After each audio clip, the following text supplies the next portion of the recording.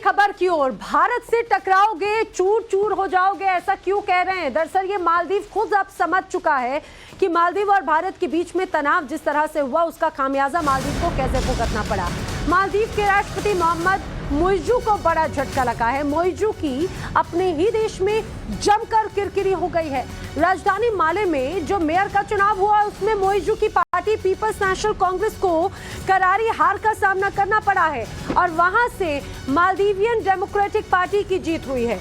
आपको बताते चले, मालदीवियन डेमोक्रेटिक पार्टी भारत समर्थक पार्टी है और इसी का फायदा अब उसे मेयर चुनाव में मिला है, क्योंकि मालदीव में मेयर पद के लिए चुनाव भारत से चल रही तनातनी के बीच हुए।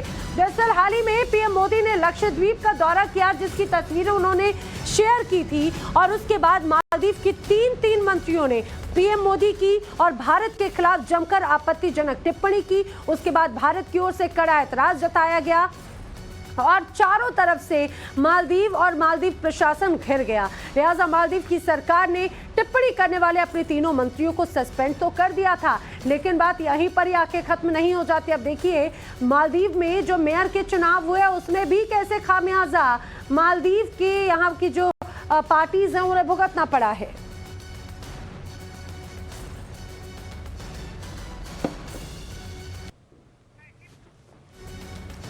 तो 4 जनवरी की तस्वीर जो अभी आपने देखी, प्रधानमंत्री नरेंद्र मोदी ने जब यहाँ की तस्वीरें शेयर की थी अपने सोशल मीडिया अकाउंट पर, यह भारत का लक्षद्वीप जो मालदीव से भी ज्यादा खूबसूरत है, यहाँ के आइलैंड जो मालदीव से भी ज्यादा साफ, स्वच्छ और बेहद खूबसूरत नजर आते हैं और यहाँ पर भी उसी तरह के एडवेंचरस एक्टिविटीज हैं।